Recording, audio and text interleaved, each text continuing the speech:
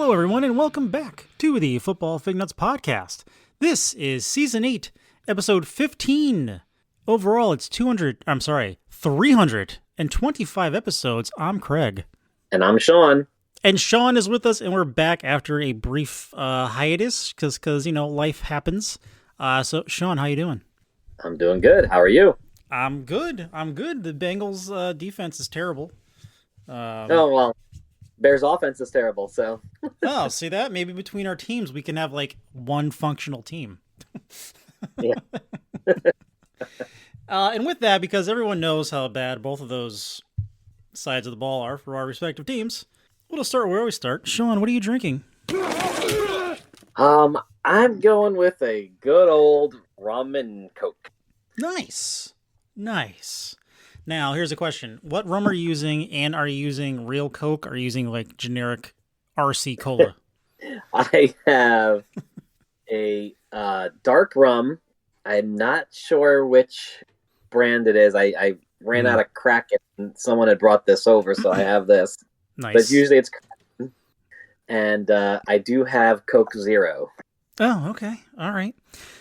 A long time ago, with mixed drinks, I learned if you're out, at a restaurant or a bar or whatever, and you get a mixed drink like rum and Coke, or in my case, it was martinis, excuse me, you definitely want to ask for specific liquor brands.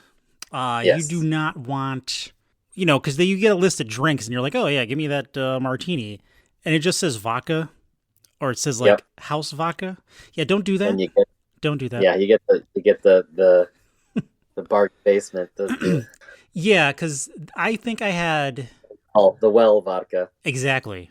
I think that night I had 2, maybe 3 martinis over the course of, a few hours, and I was eating, so it wasn't really, a lot, right? They weren't, big drinks. That night, and this is the only time this has ever happened to me, ever. That night, I woke up, and my entire bedroom was spinning.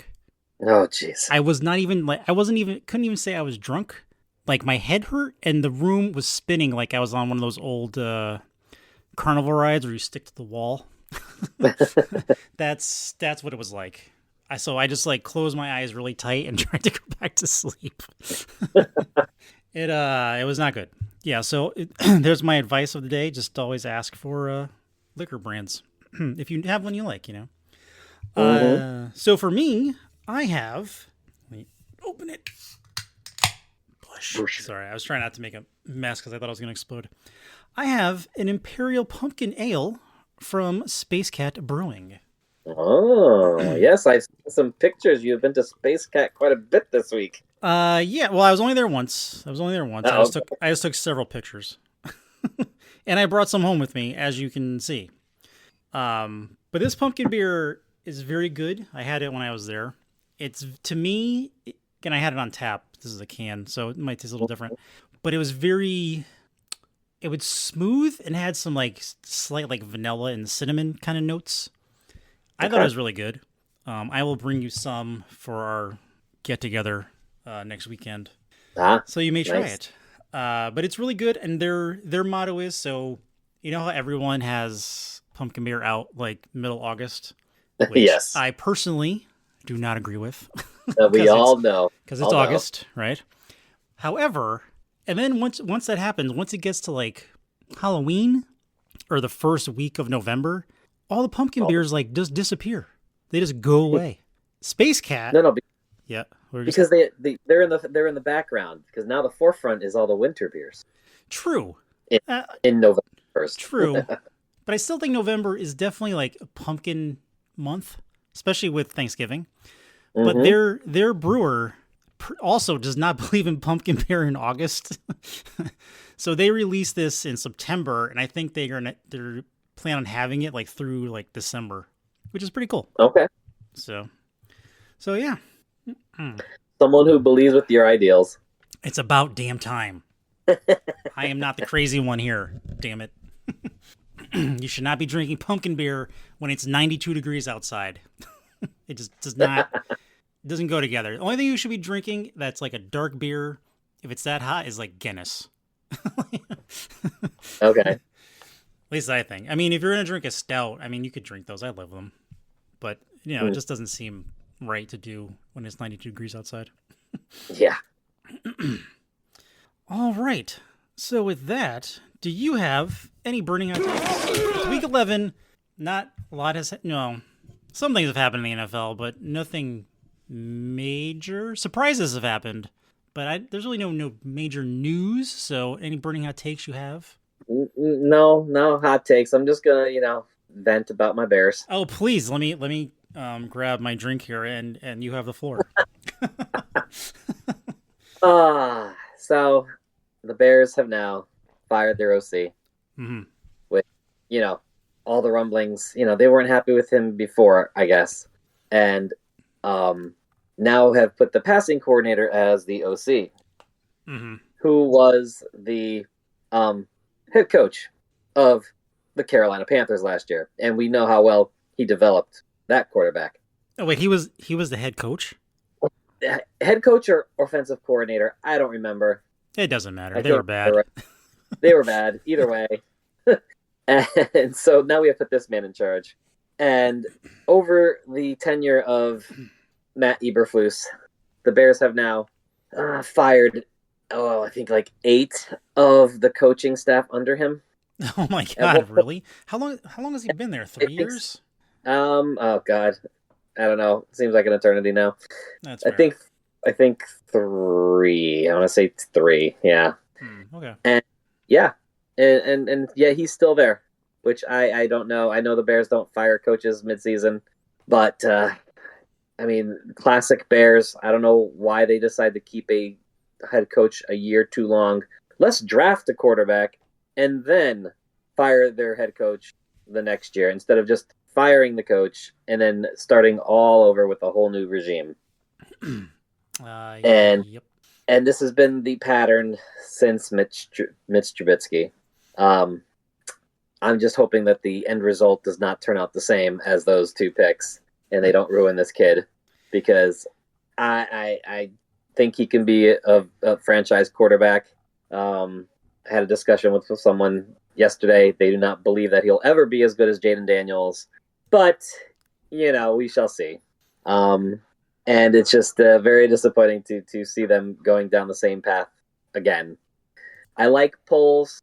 I like what he has done with the GM portion, but the coaching has to change. They need to get an offensive guy.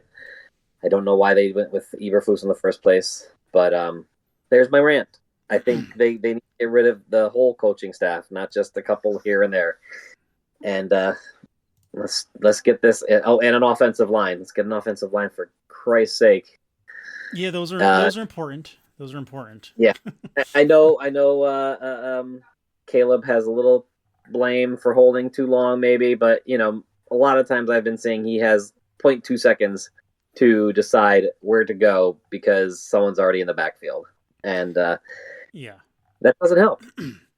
Yeah, no, I mean with sacks especially, it's depending how fast they happen, it is either the offensive line's fault or the quarterback doesn't find anyone open, just holds it too long. But yeah, I get that. If you only have like 1.3 seconds to throw, it's extremely difficult. No matter who you are. And like I will admit this openly, so Cinch could wave and honk his horn when I say this. The offensive line that Tom Brady had was probably one of the best offensive lines in the NFL in like my recent memory, because he barely ever, like, if you look how many Late, sacks some of these quarterbacks had a game, he was yeah. like barely touched later on in his career. I know, like, I think, beginning no, I think he got beat up a earlier lot. earlier in his career they had a better offensive line. Yeah. Later in his career, I have to say, and it didn't matter how the offensive, well, it always matters how the offensive line is, but Brady was so good at reading the defense pre-snap. He knew where he was going even before the ball was hiked. So therefore, he was always consistently one of the fastest quarterbacks from getting the ball to throwing the ball, and that's because he read it pre-snap. and I have to admit that was one of the best things about Brady. Yeah. And so if his offensive line might not have been the best later on in his career, but he was able to get rid of the ball before they got to him because he read pre-snap. And I'm not expecting that from Caleb because he's a rookie. He's gonna, he needs time to get that down. Right. Yeah, but so in that case though, you definitely need a better offensive line. Yes. Because I always use David Carr as like the bar for offensive lines. If you put any quarterback, I don't care who, pick any quarterback playing right now. If you put him behind the line David Carr had in his rookie year, they would have no career, none, zero. Because I think, let me see, I had it up here before. What do you think? If you know this, how many times do you think he was sacked in his rookie year? Take a guess. David. Yep. Derek Carr or David Carr? David Carr. David Carr. Oh God. David Carr. Take a wild stab at how many times. That was bad. 16 games. I gotta say at least 75 times. Wow, you are close. 76. And that's not counting like hit and rushes. That's how many sacks he had. Oh. So yeah. In his entire career, he was sacked 267 times. We were playing Price is Right. I was right on the money there, huh? You really were. You were close. You were close. So offensive line matter, coaches matter. So yeah. So for me, how about you? Do you want to vent about your defense? Listen, I don't know why. All right. Well, let me take another sip of beer. This is an 8% beer, by the way. Nice. Ooh, there's a little bit of rum in this too. Very nice. Anyway, why on earth? I don't understand why the Bengals do this.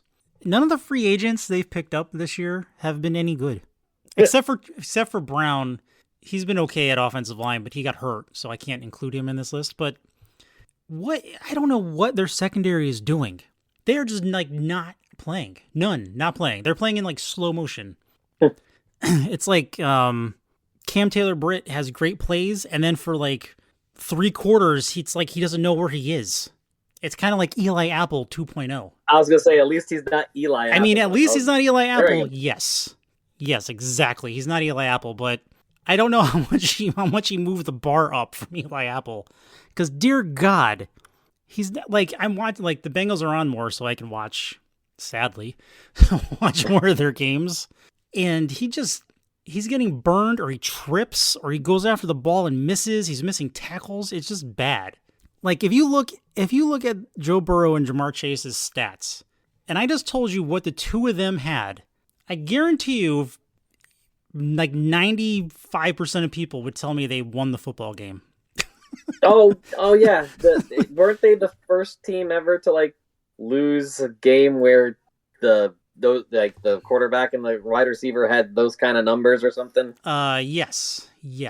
I'm trying to see if I can find that stat again because let's see here. But yeah, it's bad. I don't know.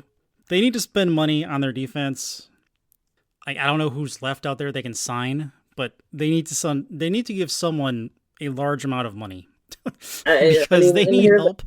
And there's a tricky part about all this stuff. I mean, they had a great offense. At one point you had Mixon and Higgins and Chase and Burrow. You had them all under contract, but but you weren't there with the defense or whatever it was. The offensive line. Yeah, but then you start to improve on one thing, and now you lost Mixon. You're gonna lose T. Higgins this year, and and so now you got to fix your defense somewhat. So now you're gonna lower your offense a little bit and raise your defense, but it balances up to the same kind of record. Hopefully not, because hopefully you don't go on a freaking 4-game losing streak to begin the year. Yeah. But no, you're right. So let's see here. Joe Burrow has the most passing yards by a quarterback against a team in a season with 941 yards against the Ravens in 2021. His career, he has averaged 300 yards a game, thrown 21 touchdowns and only 5 interceptions versus Baltimore, and his record is 3-6. Jamar Chase versus the Ravens in his career has had 457 yards and 5 touchdowns. Just versus the Ravens. I'm sorry, not his career. That's versus the Ravens in 2 games. My bad. Mm-hmm. And they lost both of those games. Yeah. Turnovers. Yeah. Turnovers too. Turnovers are terrible. That's why. That's actually why the Giants lost in Germany, because what's his face fumbled. Yeah, reminds me of the days of Peyton Manning in Indy. You know. Yeah. Crazy numbers with original Marvin Harrison. Original Marvin Harrison. I like that. And their defense was horrible every single year. Yeah, it's like you score 30, 40, 52 points a game, you still have to worry about losing. That seems wrong. Yeah, it does. Baltimore's kind of going through that too. I mean, they've ended up on Baltimore's defense. Luckily, Baltimore's defense is not good. They are not good at all. Oh man, sorry, Ed. So that was, instead of burning out takes, we had burning out rants. But I do have a question for you though. Sure. Now that it's week 11, wow, week 11. Who is there a team fantasy wise? Is there a team overall, or is there a player overall? If you looked back at your sheets in August, are you completely disappointed by now? You're like, wow, I had this guy ranked 3rd, and he's terrible. I mean, it's hard to judge. I don't want to go be like, oh God, Christian McCaffrey, he's horrible. Well, that was injury. I don't want to base it off injury, but based off of like they've played like 75% of their games at least, and all of a sudden it's just like, but they just have not been good. That's the kind of where I would go with this. Mm-hmm. Kind of think of someone. It could be a team too, like if that's easier. Teams. Shoot, you take your pick. Jacksonville, the Jets. The Jets. The Jets really surprised. I thought they would be competitive at least. Yeah. Miami, I kind of felt they were going to fall more this year, but I think teams started getting a read on them last year. Players, I maybe DJ Moore, maybe CeeDee Lamb, especially. Even before the injury to Dak, it's not like it was off the charts. He was the number 1 receiver off the board in most places, and not playing that way. Garrett Wilson, he's up there thanks to them trading for Devontae Adams. He's gotten up there now. He's had a couple good weeks. I'm trying to think. Yeah. I think for me it's the Jaguars running backs, or does the Jaguars in general. They're kind of like the Florida version of the Jets. Like I really thought they would be a lot better, and they have just not been good at all. And I keep hoping they're going to be good, and they just aren't. Like I don't know. Yeah. And I know he got hurt. Like Travis got hurt. Travis Etienne got hurt. But even before he got hurt, it was just like bleh. Like the whole team just not good. I don't know. I don't know if what needs to change there, but it's not working. A running back I can think of is Breece Hall. Numbers haven't been good. Yeah, no, he's been, again, because of his, they've been down, but he's been average-ish fantasy-wise. Yeah, to be a top, I'm telling you, where do you go? Top 5, probably. Yeah. Mm-hmm. Either the most times the 2nd or 3rd running back off the board. Yeah. Yep. Because, you look at the Jets roster on paper, they're pretty good, but in reality, not so much. Keep on saying that about the Bears. Other than having a rookie quarterback, that offensive roster looks pretty good. Yeah, and then it doesn't work, and then everyone's sad. But if you can't scheme You don't have an offensive guy that can scheme. You have blah. That's true. And defenses can read blah. Yes, they could that's true. read and that's what you're getting out of the Bears and the Jets offenses is Ellis just line them up. We'll either run with our guy or we'll just do a one route and that's it. No scheming that's helping them. Yeah. Yeah, no, exactly. And especially if you don't have a quarterback doesn't have the experience to do quick reads on defense. Someone else fantasy wise I'm kind of disappointed with is CJ Stroud. I thought he was going to have a much bigger year, and like the last month, like 4 or 5 weeks, it's not very good fantasy wise. I thought he was going a little early in drafts. I mean, people had hyped him up so much, based on what he had, like half the season last year or whatever. But again, they start reading you, I mean, and he needs to adjust. So he needs to be able to make those reads and whatnot. So I still think he's going to be a good quarterback, but he was definitely going too high. He was going fourth or fifth overall, like right after the Allen and Mahomes and Hurts and Lamar. He was like going fifth, way too high. He was definitely, depending on the draft you did, like he was always in the top 10. Mm-hmm. Like, not top 5, but he was between 5 and 10. Yeah, pretty consistently too. So yeah. All right. So now Sean is going to play America's favorite game. Uh-oh. With a twist, because so I'll tell you the twist after I explain the game. So America's favorite game, Sean tries to pick games that are under 40. So those fantasy-wise, or DFS-wise, you want to avoid those players. Or maybe there's games over 50, and you kind of want to concentrate on players on those teams. But this week, week 11 in the NFL, there is only one game under 40 this week. One. And just so everyone knows, I'm using Vegas Insider for these lines. So, Sean, because we've been going for a while, and you're our guest host this week, I will give you an extra strike. Okay. Because there's only one game under 40. All right. All right. I have a list of just the games that are going on. No over unders, obviously, because that would be cheating. Wow. Raiders Dolphins is pretty bad. There's a lot of bad games this week, but yes. Browns Saints is bad. Colts Jets. Oof. Okay. All right. I'm well. Those are the 3 games that I'm focusing on right now. Okay. And it's I think I'm going either the Raiders and Dolphins or the Browns and the Saints. Okay.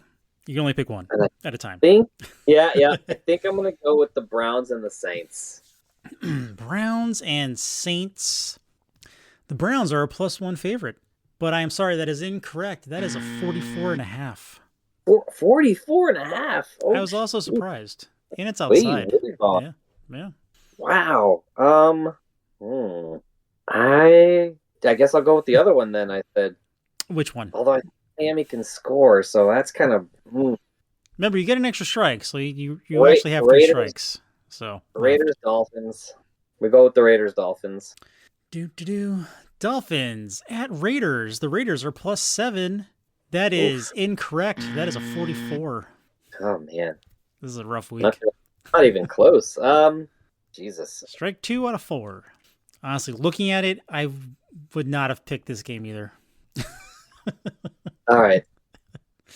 So you're saying I should look at something else? I mean, the other one I had was Colts Jets, so I'll go with that one. All right. I doubt Jets versus Colts. The Colts are +4. I'm sorry, that is incorrect. That's a 43.5. Wow. Yeah. I'm consistent with the number though. It's pretty. 40. Shoot. I have to pick one more in here. Yeah. Oh. Okay. Packers, Yeah, Bears. it's rough. This one's rough. This one's very difficult.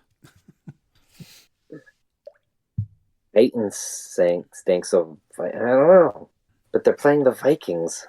I mean, they haven't looked. The Vikings don't look great. Oof. You know what? I'm gonna shit on my own team. Let's go with Packers, Bears. Bears versus Packers. The Bears are plus 5.5. And I am sorry, that is incorrect, but very close. That's a 40.5. Ah, Close. okay. Close. What was it then? The correct answer, which, and I'll be honest, if this was me, I would not have guessed this game either. Titans versus Vikings is a 39.5. Wow. They believe that They think the Titans are that bad. The Titans are plus 6. So I mean, so what? 20-3? Oh no, 39. So I mean, what do you think the Vikings are gonna score? Only like 3, 6? Yeah, so like, so it's like 30-6, or like 21-7. 30-9. Yeah. Right? I mean, that's what it must be then. I can't see the Vikings not scoring at least 20. No, I think after last week and the Vikings' trouble with the Jaguars, who are terrible. True, that is true. I think that's where that came from. That's my assumption. Is Aaron Jones okay? Or are they using somebody else? Or is it going to be Cam Akers? No, I think he's still out, so I think it is Cam. Your buddy. You love Cam Akers. That could, yeah. That could be a reason, I guess. True. They'll be one-dimensional, probably. All right. So, and just for the fun of it, would you like to guess? Now, there's no over 50s, but would you like to guess the game that is the highest over/under? It's a 40. Sure. It's a 48.5. 48.5. I just guess. Okay. Wild guess what that is. All right. Let's see. Let me look at these. Let's see. What's a good game here with bad defense, pretty much, or a really good offense. Either way. Or really good offenses. Yeah, it's not that. Oh, Ravens, Steelers. Although Steelers have a good defense, Ravens have a crappy defense. Who would think you would say that? You would think back in the day, Baltimore versus Pittsburgh, it'd be like, 17-14 final. Yeah. Any other good games here? Well, Seahawks, 49ers, Chiefs, Bills. That's a good one too. Bengals, Chargers. I think this one's harder. Even though I failed at the last. This one's hard. Wow. I'm gonna go Chiefs, Bills. Chiefs, Bills is a 46. However, the other games you mentioned, the Chargers and Bengals, and the Steelers and Ravens, those are 48. The highest game of the week, surprisingly, is the Eagles and Commanders at 48.5. Oh, Eagles and Commanders. Commanders are plus 3.5. Wait, when do they play? I think they're playing tomorrow. Oh, okay. I didn't have that up. All right. I only had Sunday's games up for some reason. Well, you know what? You said the Chargers and Bengals and the Steelers and Ravens, and those were the 2 second highest, and they were tied. So you pretty much got it. After I guessed the wrong one. Oh my goodness. All right. All right. So let's do some DFS. How has your DFS been doing? Any good? Not good? Kind of good? My DFS has been okay. It's been better than my props this year. My prop bets have always fallen a leg. Prop bets. My prop bets have always fallen, and I always parlay them. I can't just. Oh, you have to. One. No. Who does that? Parlay them. Who does that? Instead of winning my $2, I gotta be like, I gotta win double my money, triple my money. That's the point. It's killing me. I know. Because you know why? The one time that you don't do that and don't parlay them, you will get all of them. And then you're gonna be like, damn it, I could have won $500, but no, I won $10. But that's a lesson to everyone out there is, if you're doing prop bets, you can do single ones and just, take the minus 110 or whatever. Mm-hmm. But if you're gonna parlay them, don't go crazy with the parlays unless you're trying to win one of those big parlays. You have a little extra cash and you're trying to do one of those big ones. Craig, sending me all those parlays. Listen, I'm hitting one of those. You'll see. Yeah, I am. But stay within you have to have at least 3. Stay within the 3, 4 range. Don't start doing 6, 7, 8. You gotta do 12. 12? 12. 12, Craig? Yeah. Don't go crazy like that. Don't be me. Win if you bet $10 and you win 20, great. You just doubled your money. True. You don't have to bet $10 and win 100. True. Nice. Or you could. But if you do that every week and you have better odds of winning, so if you lose 9 weeks in a row with that $10 bet with the crazy one, and then the final week you win $100, you won actually just $10, right? That's true. Whereas if you bet the $10 every week, you're making money. Or you round robin them and you bet it like you're on a slot machine. Mm-hmm. See? Mm-hmm. Mm-hmm. Or your pick 6 there now. That's right. There's a money maker, huh? for DraftKings. Pick 6. Oh yeah. Get pick 6. But if you get 5 of them right, you win like $2. But you still won. See? Still won, yeah. You won 1.5 times. Yes, as opposed to the 100 times you could have won. Yeah, if you got all 6 or whatever it was. Oh, man. Anyway, so. How about you? How are you doing with your... My DFS has been pretty much a little... I've been trying... I don't know. This year's been dumb. So I've been doing okay on DFS. Like, just, all right. My prop bets... Nah. I'm at, again, this is how close I get. I'm telling you all right now, I am going to win one. But last May, right? I was looking at my FanDuel account, just, at whatever various sports, just because I was bored, right? And I'm looking at it, and they had the first week of the NFL you can bet on. This was in May, right? In May, yep. In May. And just for the hell of it, I was like, all right, whatever. I'll just pick, money line bets. Made a parlay of the whole thing, right? Yeah. It was like $5, but because it's May, like the odds are like much more increased than they would be if you did it the day of, because it's so far in advance.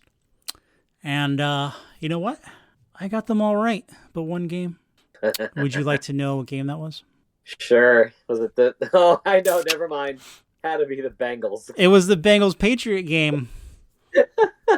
Because I was like, at the time, even though in my head, I know that the Bengals are terrible in September, but I'm like, the Patriots are so bad. How could they lose against them? And the Bengals proceeded to have 3 turnovers and play like trash. And the Patriots won. And I was very not happy.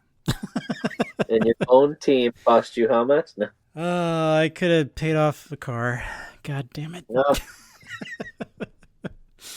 Oh, well. I'm getting there. But I digress.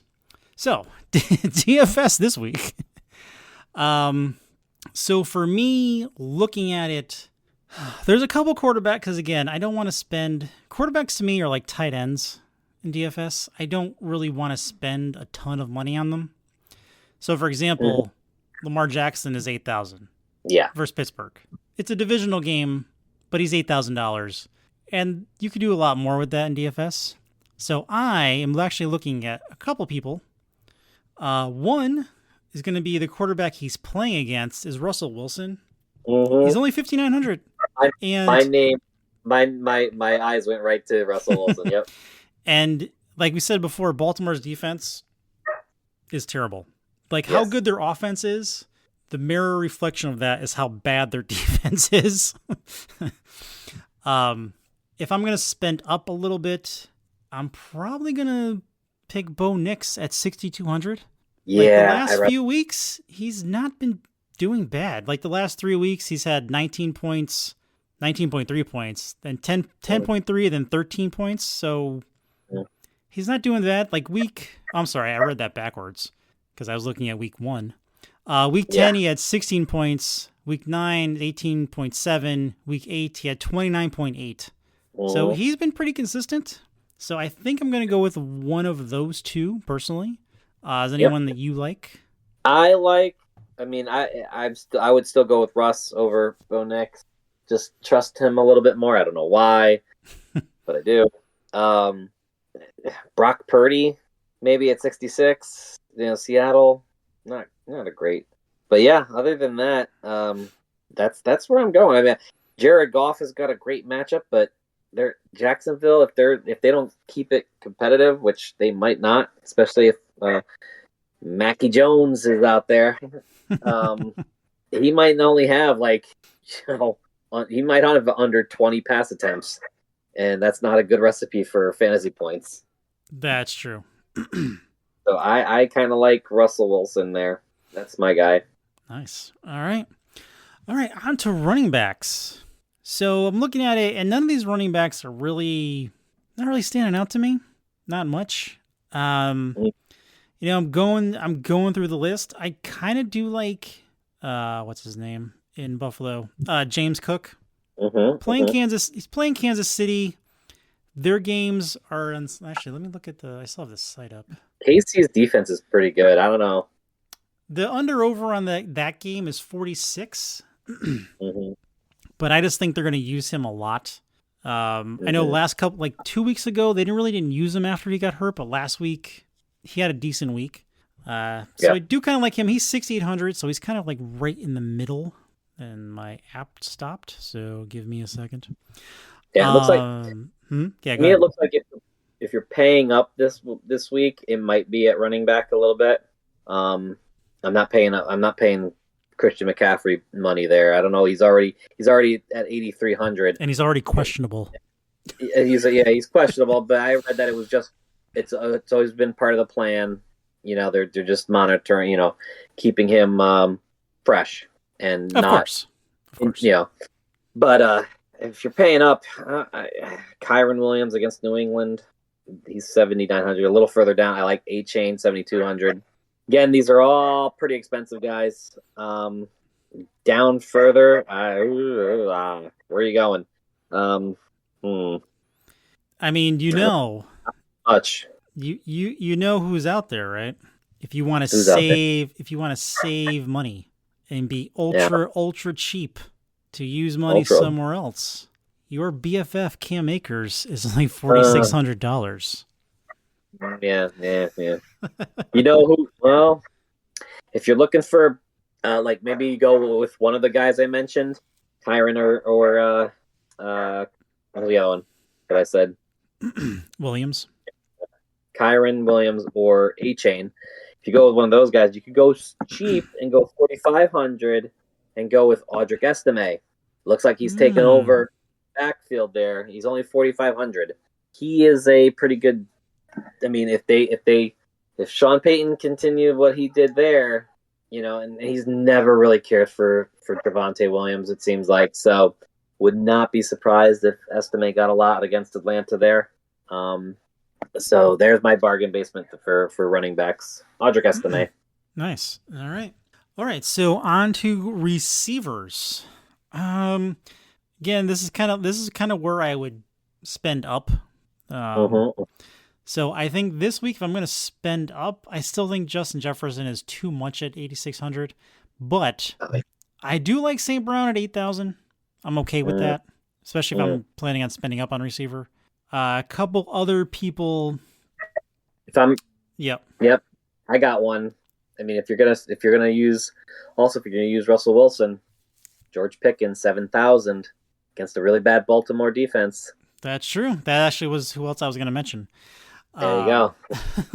Someone else who is a little bit cheaper at 6,200 is Calvin Ridley. I think he's now that Hopkins is gone, like the last 3 weeks or so, he's finally playing like the guy who got the giant contract to go there. Like his last few weeks are, let's see, week 8, he had 26.6 points. Week 9, he had 12.3. And then last week, week 10, he had 25.4. So it finally looks like he's the guy there. I don't know why Tennessee waited so freaking long. But I do like him. If you want to go ultra cheap looking down this list, could you? I got another one down. Oh, yeah, go ahead. A little further. Sure. Jawan Jennings. Okay. 5,300. You know, he's that second receiver. You know, everyone's going to be focused on Debo.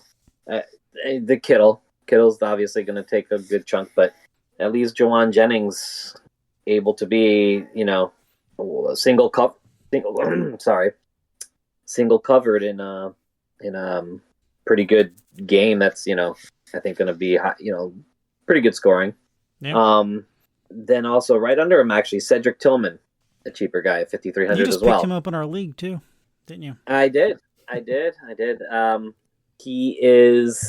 Looks like he's the number. I mean, people already forget because, you know, they had a bye week, but in a PPR, he's scored over, what was it, 15 points, something like that, in the last 3 weeks. That's not too bad. Before the bye. So he seems to have, you know, the chemistry with Jameis Winston. So he wouldn't be a bad idea there as well. Nice. All right, let's see. Anybody else? Since we do 3 wide receivers. So if you, again, for my really cheap pick, if you want to save money, I do like Ricky Pearsall in San Francisco. He's the other 40. Guy, right? He's $4,900. He's technically the third receiver, but you know, injuries happen a lot in San Francisco. So at any given point in a game, he could become the second or first receiver. And he had a pretty good week last week. Actually, it's kind of weird. Week 8, he had 11 points. Week 9, he had nothing, but then last week he had 17. So hopefully he can do it again. I will say that if you're really desperate for money, because you picked a little higher guys, I wouldn't recommend it because you're chasing points here. Marquez Valdez-Scantling. The law office. At the law office in New Orleans. That's like hey, I just kind of need someone to fill that flex spot because I spent money upwards there. He's the only one at that price point where I'd be like, okay, I'll take a chance there because maybe he catches that bomb for a touchdown, you know? Yeah. And you know how much Derek Carr likes to throw those long touchdown passes, so. That's true. That's very true. All right, on to tight end. I'll just be Brit and say pick one for whatever money you have left. I kind of like Jonnu Smith in Miami. I don't think me personally this week, if I'm going to pay up for someone, I don't think I'm going to spend more than that because he's blah, blah, blah. He's $3,800. I don't think I would spend Jonnu Smith. 55, yeah. Oh, Jonnu. Yeah, Jonnu. He's $3,800. $3,800, yep. Kyle Pitts is 48, but I don't know. I would not go above Kyle Pitts' pay grade this week. One other, keep an eye out. You know, this would be more toward like, you know, last minute kind of thing. If you're doing it later on Sunday morning, see if Dalton Kincaid's playing. If he's not, Knox could be a good at 3,500. Can I just say that Sean is a Buffalo Bills tight end truther? He just loves the Buffalo Bills tight ends, no matter how bad or not good they are. Nah, this year I'm a Brock Bowers guy. Come on. Brock. That's true. He's the only person on the Raiders. So if you find yourself money, 5,800. Well, that's a lot. I don't know if I it can is. do that. I know, exactly. That's why I'm saying if you find yourself with the money, then go ahead. But, I mean, Mark Andrews at 46, he's been up and down. So, or, you know, could go always with Pat Fryermuth is now done with for me because you're over him. You're over Pat. Because Russ isn't going to throw to him. It was good when Fields was there. Yeah, you know, in the history of like Russell Wilson's never really used tight end. Like Seattle never really used tight ends for passing, and I don't think and that kind of carried over to how Russ plays, and he doesn't really throw to tight ends, even in Except Denver. when they had what's his name? Oh God, he was in New Orleans too. I don't know. Jeez, Who's that guy? yeah, who's that guy? Really great tight end too. I feel bad not remembering his name right now. Oh my God. Graham? Graham, thank you. There you go. You're welcome. Jimmy Graham. I think that was the last tight end they really used in Seattle. He was good. But yeah, Seattle always used tight ends more for blocking. But yeah. And then defenses. The defense I am looking at this week, if you have money. The couple I'm looking at is maybe the Saints playing Cleveland. Because they're playing at home. And, they're $3,300. But one defense I do like a little bit more, and they're a little bit cheaper, is Miami is playing Brock Bowers by himself. And they are 3,000. But I don't think, again, with defenses are like tight ends, I really don't want to spend a lot on them, So do you have anyone, you could go the other, you like? You could go the other way. When you said New Orleans, you can go the other way and go Cleveland. They're cheap at 2,600. Other than that, yeah, that might be where I go. Cleveland, just kind of hope they don't give up a lot of points. Jets at Indy, you never know what's going to happen with Anthony Richardson, though. Yeah, it's great that the Jets fired their coach because it was his fault they were losing, and they fired their defensive-minded coach, and their defense took a giant nosedive. Yeah. Yeah, it's clearly his fault they were losing. Clearly. Oh, man. And, and with that, can you believe we've been doing this for almost an hour? Oh. Goes by quick, right? It does. So, Sean, any final thoughts on this episode? Final thoughts. Man, it is getting to that time. It's not quite end time with your season long. But always like this week, you said yourself, I kept trying to find the guys that could help me out. I picked up two people actually in one of our leagues. It's Cedric Tillman and Audric Estime. I picked them up because, like I said, I thought Estime can give me a decent amount of fantasy points for the rest of the year. The other guys that I had on there were all relegated to really backup duty. So I needed that someone that could give me if I needed them in a pinch, especially with Buy-Mageddon's coming up still. Oh my God, yeah. I don't even want to look at my players' schedule. Like, it starts this week, but luckily I have enough people to fill in. Yeah. But I don't even want to look at next week yet. Next week and week 14 are even worse, I think. I think there's 6 teams. Oh God, he's gonna make me look. God damn it.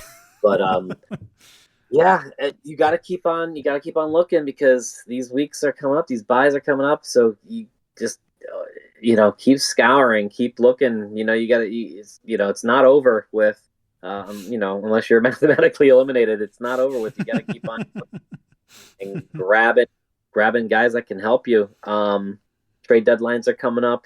Buy low, sell high. I don't know what else to say. That's about it. You got to keep.